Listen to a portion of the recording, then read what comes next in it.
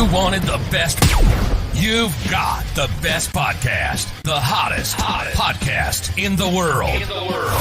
The Chris Voss Show, the preeminent podcast with guests so smart you may experience serious brain bleed. The CEOs, authors, thought leaders, visionaries, and motivators.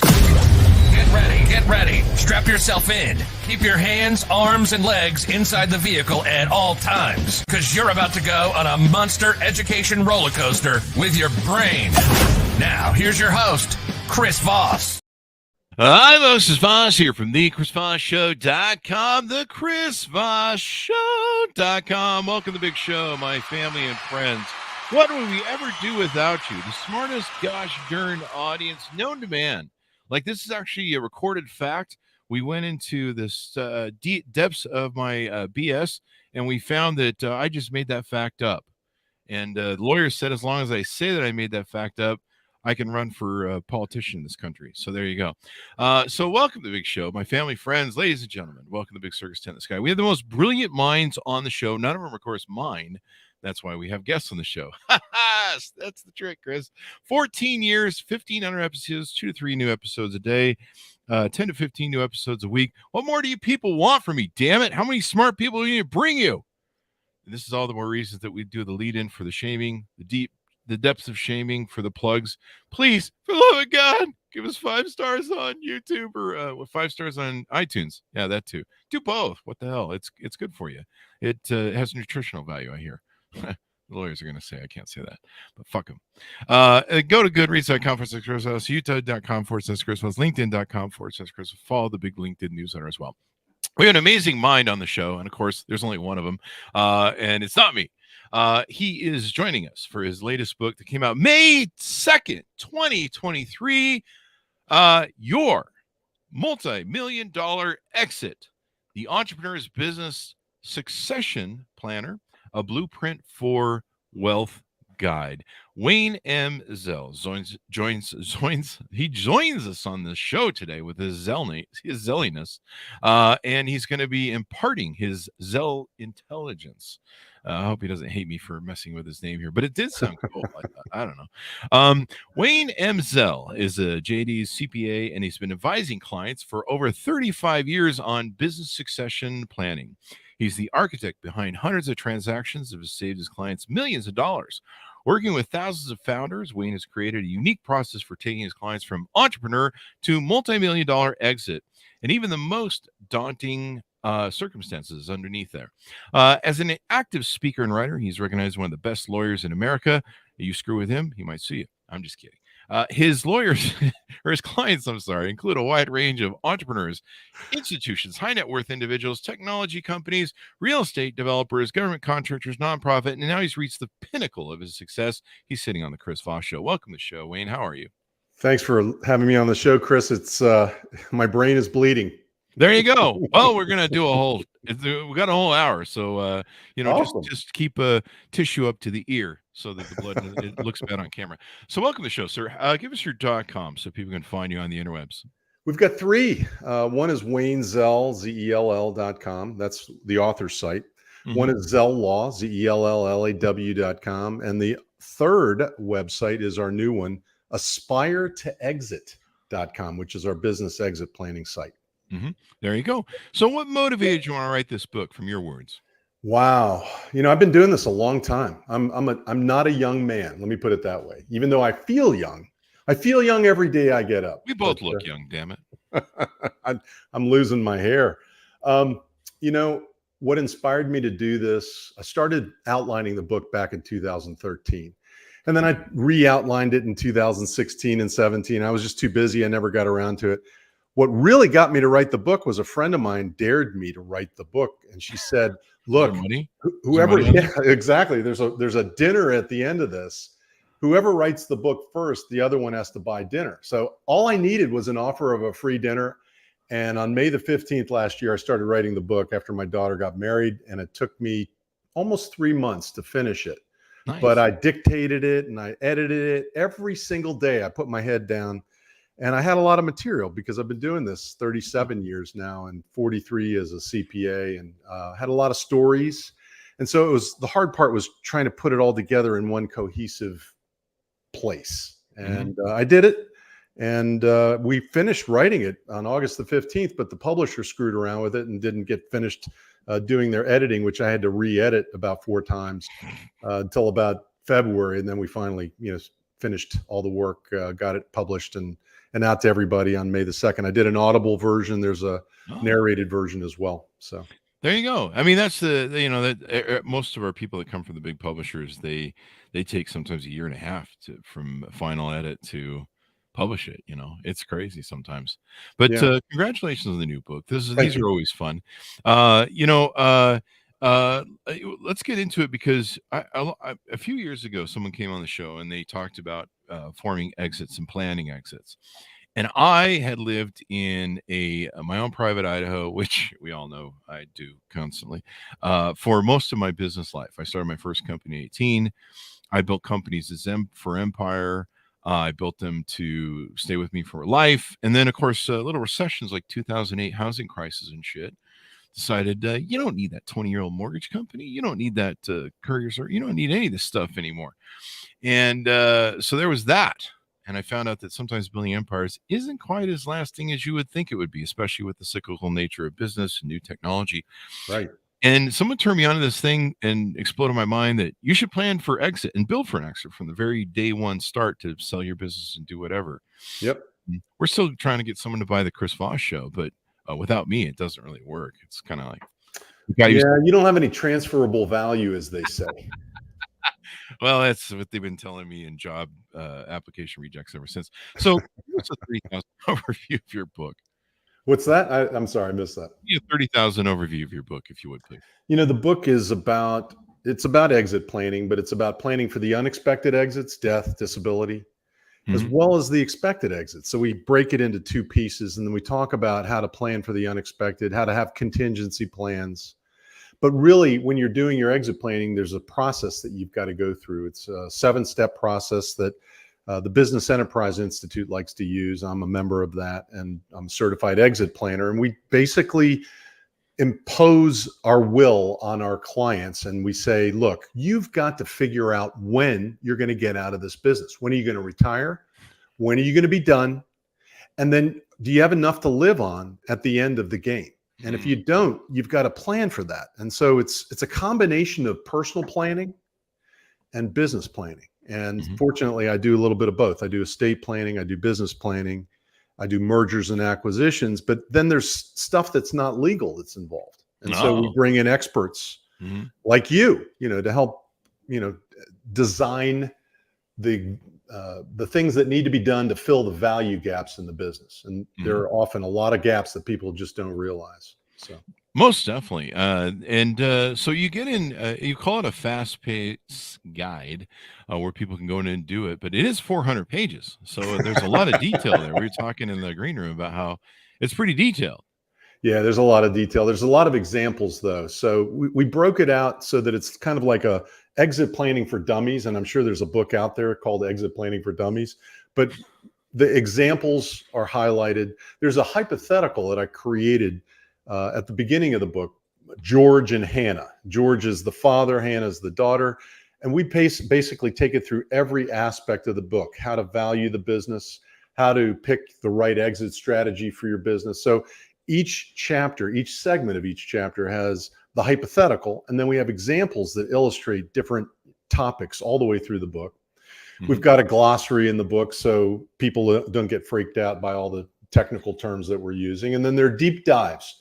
Dive. If you want to read some more about an obscure or technical topic like self-canceling installment notes, you can read about it, or you can skip over it. So, yeah, that sounds pretty intensive. I don't even know what those are. And I've been running companies for a long damn time. Book an appointment and we'll talk to you about that.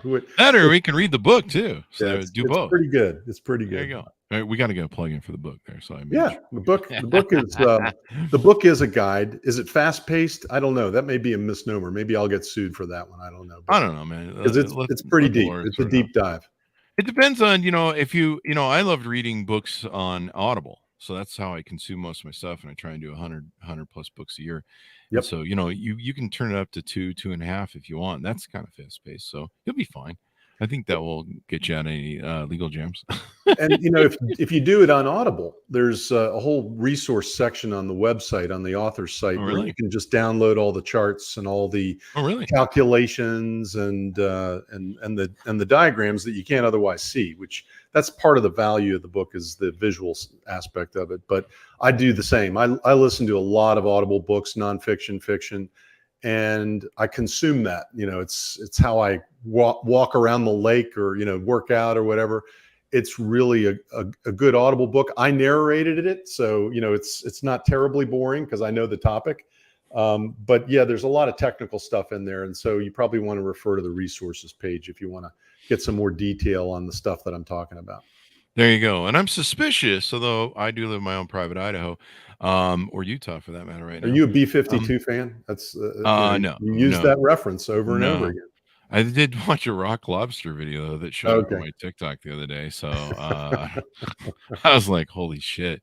How much drugs are they on? But I'm a Metallica fan. We all know about drugs. There you go. I'm going to see Alter Bridge tonight, so Yeah. I'm I just 7 love the up. reference because I'm close to Idaho and I met those people. I'm just kidding. Idaho people are nice. I'm actually referring to some politics, I think. But so let's get into this. Let's start. Yeah, like it was before I segued 5 times. I talked about how are a lot of entrepreneurs like me. They were living their own private Idaho about building a business designed to give yourself an exit and No. a sell. I've been working with entrepreneurs, thousands of Mhm. entrepreneurs over my career, and no one starts thinking about the exit Wow. until they're close to the exit. And then sometimes it's a little too late. I'll give you an example. I had a guy, he sold a roofing company last year, and he got a good price for it. So I'm not belittling it, but had he done a little bit more work up front ahead of time, planning for the transaction, planning for the exit, he would probably have saved himself a lot of time, a lot of headache, a lot of hassle, and maybe even generated a higher price on the sale. Wow. So it's a common story. And I've got another guy. He just signed up. Fortunately, we've got a couple of years to plan for it, maybe a few years to plan for it. But he wants to grow this business fast, and he's trying to figure out what his value gaps are in the business. So we're trying to help him identify those gaps, and we'll bring in other experts to help fill those gaps so he can get to his $150 million purchase price that he seeks. There you go. So everybody's different. Yeah. But to answer your question very simply, most entrepreneurs don't want to think about it. They just want to focus on building the business, not on exiting it. And sometimes you're kind of like, I don't know if this is going to work. I don't know if this is going to work out. I know that some important things, there's foundational stuff that's really important. And this is why entrepreneurs should really tune in this, like the formation of what company style you choose, whether it's a sole proprietorship, LLC, C Corp, S Corp, blah, blah, blah, blah. I think there's 50 million variations these days. And that's important in handing over or selling that property, right? Very important. Which one you choose. If you want to save money in the end, you've got to figure out the right structure for yourself. And everybody likes talking about, hey, my accountant told me if I use an S corporation, I can avoid self-employment tax. And it's a story that you hear over and over again, but it depends. It always depends. It always depends. So as a tax guy, which is how I started my career as a CPA, and then as a lawyer, I'm a tax attorney. You really become sensitive to the tax issues on the exit. So it's not just income tax issues either. And there's not just federal income tax, or there's state income tax, but there's also estate tax, death tax. And if you're going to sell your business for enough money, what have you done in advance to shelter the family from having to pay that inheritance tax or death tax after you're gone? And so there's lots of cool things you can do to build the business, set aside a piece of it for your family without having to incur any kind of estate tax on your death, and save millions of dollars. And we've done this for many entrepreneurs for many, many years. And I thought, gosh, I should write about this. I should get it down in writing, see what happens. And now the result is the feedback is enormous. We're getting a lot of work in, and it's not just legal work. It's, figuring out what the steps are. Mm-hmm. And there's usually 7 basic steps to get to the exit.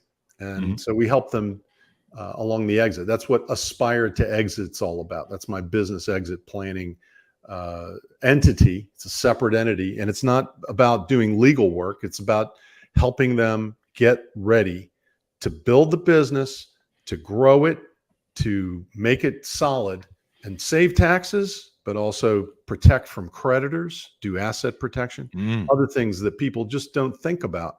And it's combining a little bit of estate planning concepts with the business planning that everybody's familiar with. Definitely.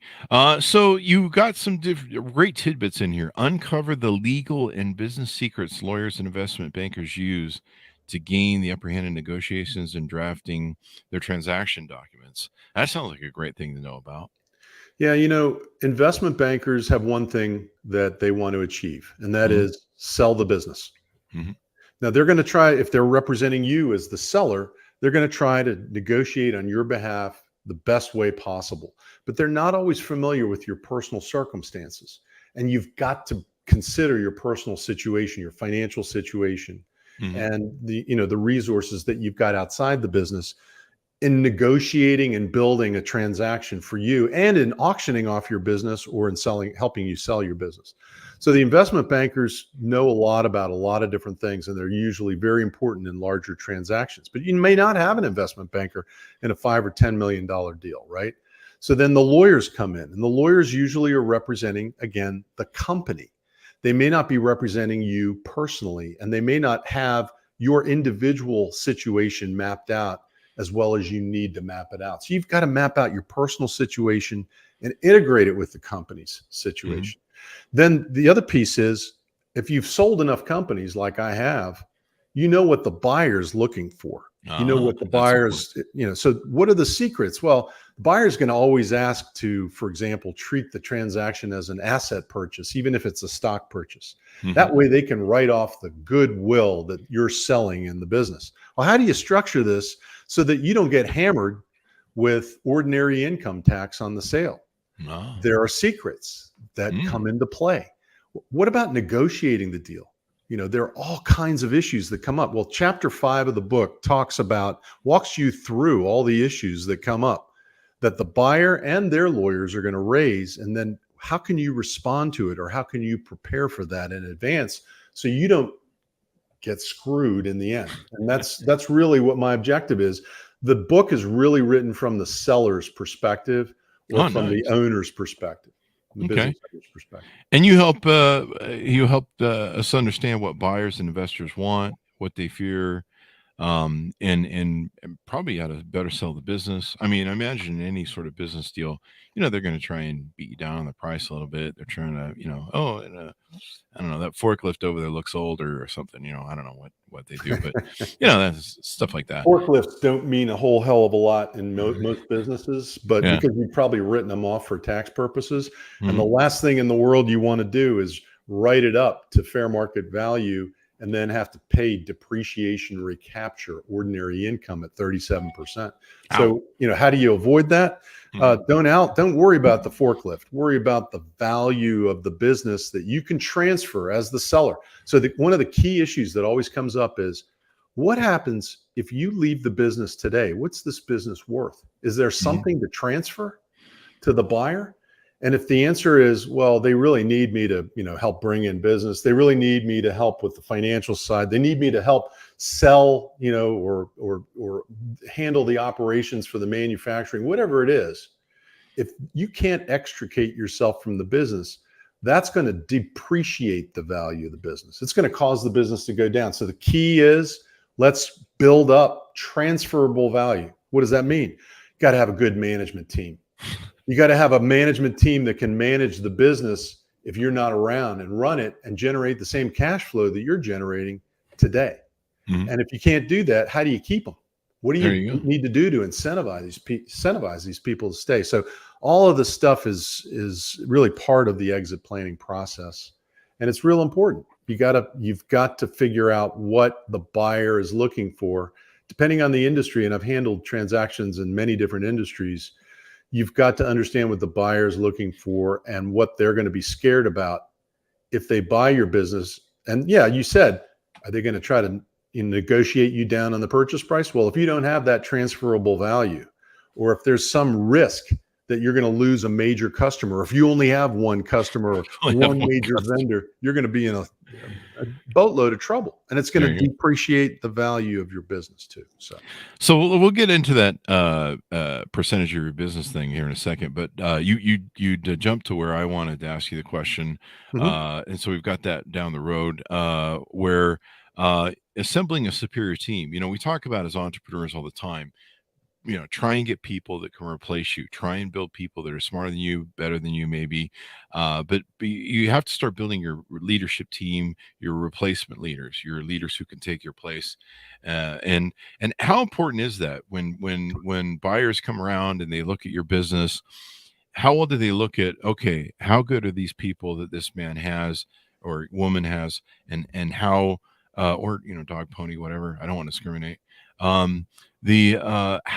good are these people that they can take over if we give Joe some money and Joe hits the road, and how well they can run the business? Do they look at the quality of their resumes, maybe their experience level, or just maybe length of time at the company? Or it's a combination of factors. It may not be, some of these people may not have been with the company very long because you may have assembled your management team fairly close in time to the time when you're going to sell. But the key is, do you have all the disciplines that are needed to run the various pieces of the business? Do you have a good operations person who knows how to get projects done on time and make a profit? Do you have a good financial person who can basically handle all the accounts receivable, accounts payable, the controllership, the treasury function? And if the buyer already has that, then they don't necessarily need that person as part of the management team to continue running the business. But usually the most important people that I find, at least in service businesses as well as manufacturing businesses, are the salespeople, the BD people, the business development people. And they are hard to find and they are hard to keep, and to keep motivated and incentivized. And sometimes these are the highest paid people in the company, more than the CEO, and justifiably so, because they're the ones who are bringing in the business. So the key is, do you have good rainmakers that can make rain other than you?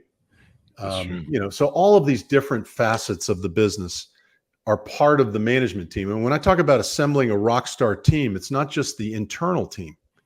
It's assembling an external team to help you get to the exit. So you need a good CPA. Okay, that's right. You need a good CPA, somebody who can help you not only with the basic blocking and tackling and accounting, GAAP accounting, generally accepted accounting principles. But you need a good CPA who's done M&A work, who's been through a quality of earnings analysis with his clients or her clients. You need a good business lawyer. You need a good corporate transactional lawyer, but you may need specialists depending on your business. If you're in real estate or you're dealing with hazardous wastes, like gasoline or oil, you're going to need a good environmental lawyer as well. If you've got employee benefits, you're going to need an ERISA lawyer, a benefits lawyer. And then aside from the lawyers and CPAs, you should have somebody who's helping you with your insurance. And it's not just selling you products. It's making sure that you've evaluated all the risks associated with your business so that you've got the proper coverage for what you do today. A lot of people, hear about cyber insurance, right? Cyber security insurance and privacy insurance, ransomware, data insurance. This is a new phenomenon, but it's extremely important in the M&A world today. So it's assembling all the people on the outside who are going to get you to the goal line and over the goal line successfully. For those who are laymen, or just listening to the show and they're not familiar with the term, what does M&A mean? M is mergers, and A is acquisitions. There you go. And so that's one way to exit your business. It's to sell it. You might merge it with another company. You might get cash in exchange for it. You might get publicly traded stock. If somebody offers you non-publicly traded stock because they're not publicly traded, you're taking a huge risk. I talk about that in the book. There's a whole section on that. But the M&A strategy may involve selling it to a strategic buyer, somebody who needs your business to help fill out gaps in their business model, geographically or otherwise. It might be a service that you provide or a product that you've developed that will enhance what they do. They may be buying stuff from you, and they may say, you know what, instead of buying stuff from you, I'm going to own you so that I can integrate you with my whole product line. So it's M&A to a strategic buyer, to a private equity buyer, somebody that has put together investors, institutional investors, high net worth investors that have put money into a fund, and they're out there buying businesses in a particular industry and rolling them up under an umbrella that might be specifically designated for a specific industry. Like there's a big roll up going on of roofing companies around the country. Oh, really? And there are several companies that are engaging in this. And then all of that is backed by private equity money, believe it or not, you know? So and there's registered investment advisors, financial advisors. Private equity is out there looking for people that provide financial advice to you and me, and they make a lot of money doing that. And they're buying these companies at extremely high multiples of their earnings. Wow. And so the values are incredible. And so, yeah, there's a lot of ways you can exit a business. You can sell a business to an ESOP. You can sell a business to your managers. You could sell it to your family or gift it to your family. There are challenges in all of these techniques. And of course, you could always take your company public, but that's a very small minority of businesses that do that. That's true. So, how long, I can hear someone probably in the audience going, since a lot of entrepreneurs don't think about this sort of thing, what's the average time from starting a company to having the possibility of possibly exiting it? I mean, you've probably seen all sorts of variations. Is there an average maybe that you've seen? That I don't think there's an average. I think it depends on your industry, depends on what you do. It depends on the framework of your business. So you're a rocket ship taking off. Salim Ismail wrote a great book called Exponential Organizations. And it's a good book to listen to as well as to read. But it was all about what are the companies that have taken off like rocket ships and can sell quickly or go public even, like Google was a classic example of one. Or are you a legacy company that's sort of just ambling along, making good profits for the owners, but not really growing rapidly? Maybe you've matured and you're at a point where you're just generating profit on an ongoing basis, with nothing wrong with that. There still is an exit, because at some point you're going to die. Everybody's going to die. What? Or you're going to become disabled. Yes, Chris. What? You are going to die, as will I. This is news to me. Probably me before you. That explains why I've been feeling like shit. I don't know. Yeah, I drank heavily for 20 years. I might be into it. I had some fun. And then there's the free fall or the end game. What if you're all the way at the end of your business? You're 75. I had two guys come in a couple of weeks ago. They were 75 and 76. They've been partners for 50 years in a business. Holy and shit. The business just generates a steady amount of profit every year. And I turned to them, I said, so what's your exit plan? When do you guys want to get out? What's the date? And the 76-year-old said, hey, I think I'm going to just keep doing this until I die. I said, so what's going to be left for your kids? He said, that's their problem. Okay, that's not good exit planning. Well, his partner too. I mean, his partner looked at him and was like, well, that's not a good answer. I don't want to hear that. So yeah, I mean, they come in all shapes and sizes. I'd say I have a lot of entrepreneurs that have grown their businesses in 5 to 10 years, and they've been able to get out and do so extremely well, very successfully, making a lot of money. I've got one business that we're representing right now. He's been around for 20 years, and they just can't find a good buyer at the price he wants to sell it. And I think part of the issue is he doesn't have a good management team internally. Because if he tries to sell it, they're going to say, well, are you going to continue working for us for $200,000 a year for the rest of your life? Otherwise, we're not going to pay you anything for this business. Yeah. And I think that's part of the analysis that goes into it is, you may be operating your business from day one. I had one guy, he was operating probably the largest privately owned hair salon business in the United States. They had 950 stores on the East Coast and the Midwest. And they just, we were trying to sell them, and we actually got a good offer back in 2016, and they should have sold it then.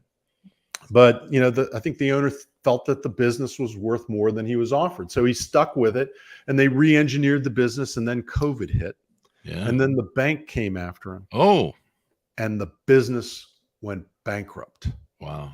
Now, the guy had already, amassed significant wealth over 50 years of growing a business of that size, but he could have had a couple $100 million more had he been a little bit more realistic about the valuation and what the business might have been worth. So everybody's different. They're different fact patterns. And the key is not to be the greedy pig that gets slaughtered in the end. So there you go. Matthew Fulton comes in with a great question. How long does the M&A process usually take, I suppose, on average? Yeah, I've done it as fast as a month. Really? Wow. Yeah, but it usually takes, particularly for a larger business, 30, 40, $50 million and up. It's going to take anywhere from 6 to 9 months and sometimes longer, depending on what the issues are. What the buyer comes in and does what's called due diligence on your business, and they ask for everything, including your marriage certificate, and they want to see everything from day one. They're not getting mine because I'm single. 55 years. But the question is, how well prepared are you for those questions? And so part of what we do and we help clients with is get ready for the questions that they're going to ask, because we've seen hundreds of due diligence checklists. And we know what they're going to ask. So let's get it all organized and get ready. And you know what? The more you have organized, the faster you're going to get to closing, and you're going to increase your price. There you go. It's going to sustain your price. Yeah, because if you don't look like a jumbled mess of they show up at the business, it looks like one of those shows on hoarders or something on TV, whatever. It's going to be an issue. But yeah, it astounded me, and I learned that you have to plan for this stuff from the very day one, the minute you decide what formation of your business you're going to do, the planning throughout it. And stuff like that. One thing I never really thought of, you mentioned this about how, we're just going to let the kids inherit it and let them deal with it. But I never had to deal with this because I've been single all my life. I don't have kids. I never got tired of being happy, so I never got married. The nervous husband laugh there. I'm just kidding. I don't know if you're married or not, Wayne. 33 years. 33 years. I'm sorry. It gets better. Anyway, I'm just teasing you, man. I love you. I tease all my married folks. I give them a bad time. I call them from Spirit Rhino and go, "Hey, man, wish you were here." Enough with the married good jokes, Chris. But you guys, people that are married, that have children, one thing I never thought about in my businesses, and my successful ones, I had a business partner, but we had a succession plan. But there really wasn't anybody to give my money to. My dogs, give them $50, they'll be happy, and some dog treats. But people have families like yours that are married. You guys got to think about stuff like life insurance. If you're the proponent, especially in the early days of building your business, you really got to plan as you build that business. Maybe you're not going to be merger and acquisition out, but maybe you get hit by a bus one day, and you've got a plan so that maybe somebody could step in and take over that business. You can minimize your death taxes and all that crap that goes on. Well, let me give you an example of somebody like you that I represented who did not have any kids, wasn't married, and he said, "Why do I need any kind of business succession plan? Again, if the business goes down, who gives a crap? Because I don't want to leave it to anybody." There's more of us? Yeah, there's lots of you out there. And some of you are divorced. That's why we're all so damn happy. About half of you are divorced, actually. But, what do you do? I mean, if you care about your employees, which a lot of my clients really do, then you will have to think about getting life insurance, key employee insurance, for example. Oh, yeah, that too. How do we hire somebody to come in and run the business if my employees can't do it themselves? They're good at what they do, but they can't run the day-to-day stuff that I do, right? So what are we going to do about that? How are we going to keep it going for the employees? And then there is an exit at the end, because we're just not going to give it to the employees, or maybe we will, because I've seen people do that, where they turn the keys over to their employees if they don't have anybody that they really care about? Well, they care about their employees and they want them to have gainful employment going forward. Yeah. So, the question is, what is your plan? Everybody's different. And even if you don't have any kids, and even if you don't have a spouse, you could give your money to charity. But if there's nothing to give, if you're charitably inclined, you give it to charity. If there's nothing to give at the end because you basically have to close down the business and there's really nothing left, that's too bad for the charity, I guess. But there's a lot of people that are in need out there, and there's some great things that you can do with your business and the wealth that you're accumulating through the Chris Voss Show, that when you sell it for millions of dollars to one of these big TV conglomerates or one of the, Direct TV or whoever it is, Dish or, any of the new channels, Roku, maybe Roku will buy your program and put it on, or local cable. I don't know. Okay. You're going down on me, man. You're not going up the food chain. You're just I'm kidding. some guy on his couch in his basement at this point. No, I would imagine too that like it just occurred to me, like I love my mom. I want to give the financial benefits of my company to my mom, but God bless her, she wouldn't have any idea to run it. No. Like, so you need a management succession plan, a business succession plan. Somehow with the financial benefits, going to keep her. the business going for her benefit. Yeah. If you don't have any siblings, keep the business going for her benefit, at least for some period of time, so that there's something preserved to take care of her, so that when she lives to 120 and you're gone by the age of 70 or whatever, she can be taken care of. And that, again, it's, what are your priorities in life? And it really does mesh your personal financial planning with your business. And that's what most people forget. The business owner thinks, this is my business, this is my personal life, never the two shall meet. And that's the exact opposite of business exit planning. It's bringing the two together to make sure that whatever your goals are, you can meet them and enhance the business value to achieve whatever your goals are. So there you go. And imagine there's a variation on that. Me and my business partner back in the day, I think 1993 when we formed our first company. I think the first one was 2. And he had a wacky girlfriend, like wacky dacky, one of these people. And I'm not talking about women in general. Just there are some people, men or women, that everything that they think of is the worst idea ever. Sorry, I shouldn't have put that to you when you were drinking. I was drinking. I didn't mean to do that on purpose. That's I know some people like that too. Yeah, wacky dacky. I'm going to make that a term. And so, they would come to you with good ideas, and whatever they would tell you, they'd be like, "Hey, I got a really good idea." And you're like, "Yeah, what is it?" And then they would tell you, and you go, "I'm going to do the opposite of whatever that idea is." And like literally, she was like opposite land girl. And she was nuttier than a nut farm. God bless her. She was a good person and had a great personality. But that was about it. So I was really concerned that he was going to marry her. And then I went in, I think Pepsi had this problem. Maybe was it a movie I watched or something? The brain's faded in the old age. It's the Alzheimer's kicking in. But I think Pepsi or there's probably some large conglomerates that have had some guy die, and his wife comes in who has no idea how to run a business, and she just comes in and starts mucking everything up. And Los Angeles Lakers. Okay, there you go. And so I wanted that prevented. No, we didn't consult with lawyers. We just put it in the bylaws or the corporation crap and all that stuff. That basically, if either of us got married, we had to have a prenup that the other partner had to sign off on, that made sure that the assets of the company would transfer to each other instead of their wife and control. And I don't know if we worked out for finances, but that was a big deal for me. And it should have been for him, because I'm like, dude, if I get married to some crazy girl, do you want to be stuck in a 51-49 partnership with her? Probably not.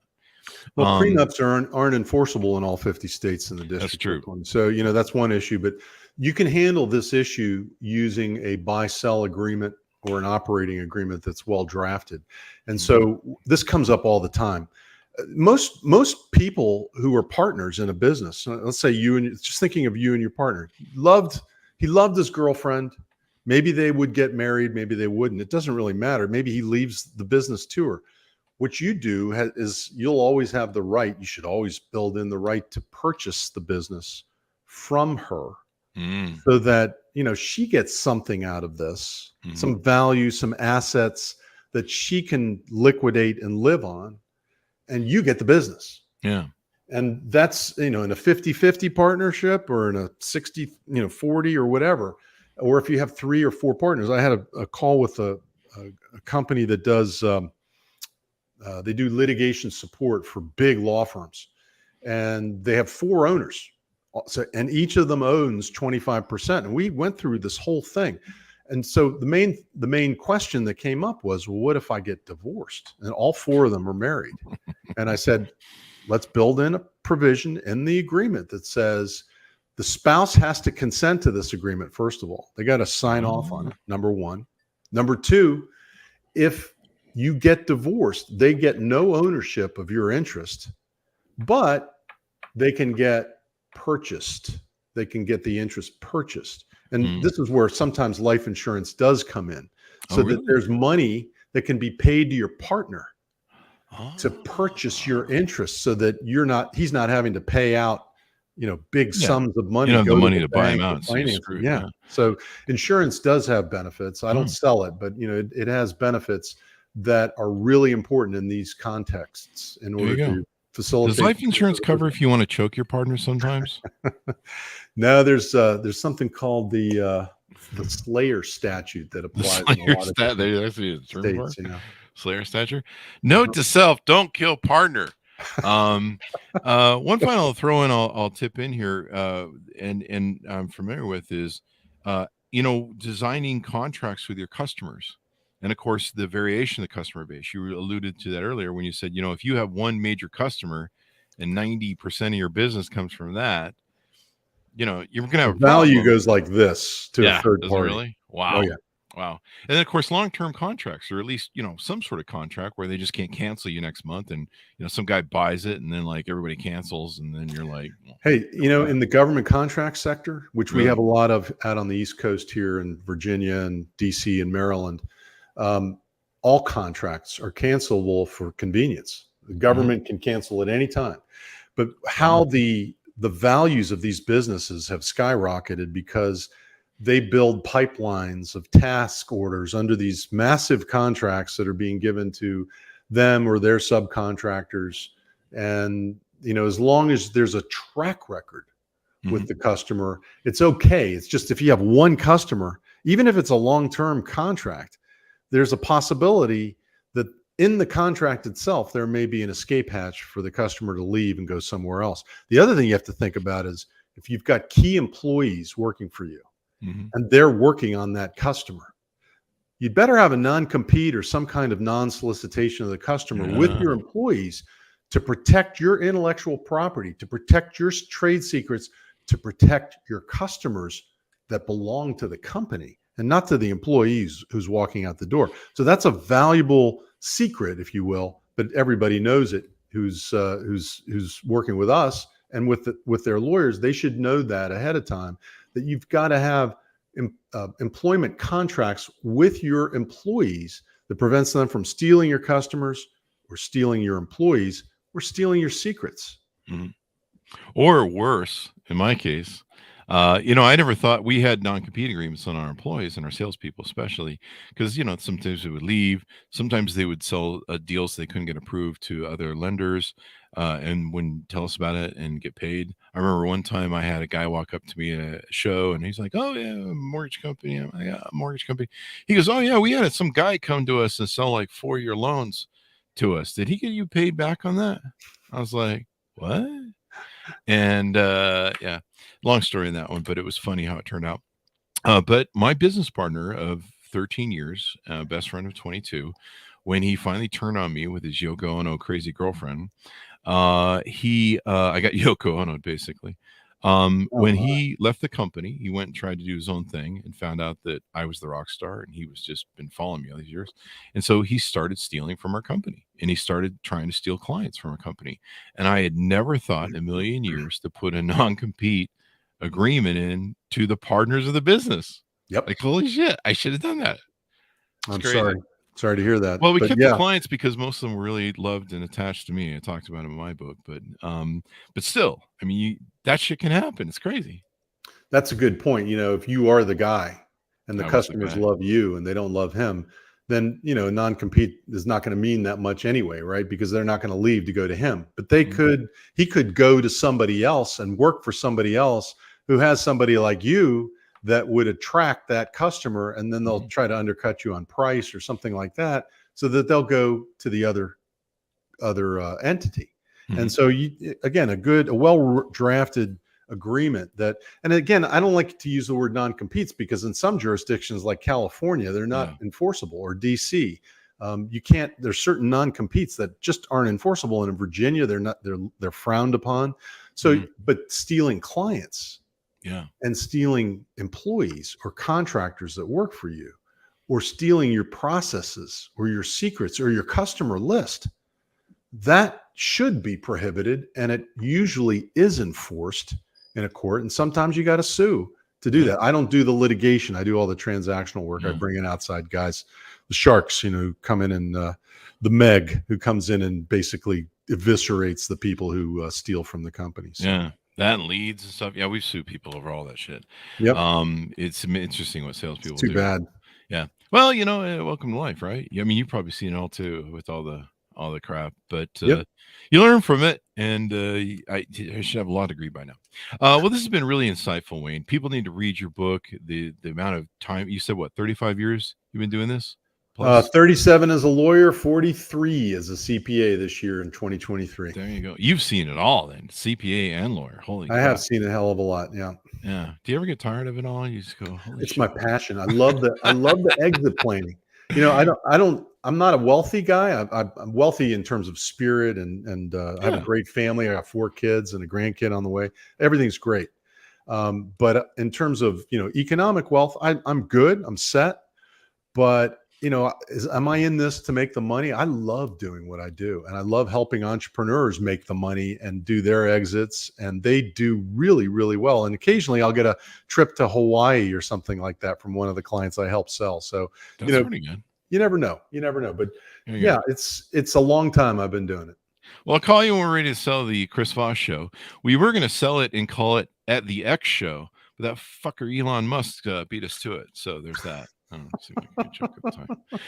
But it's wonderful to have you on, Wayne. Give us your .com so people can find you on the interwebs, please, sir. Sure. The author's site, waynezell.com, the law firm's site, zelllaw.com, and the new business exit planning site, Aspire, ASPIRE, to exit, aspiretoexit.com.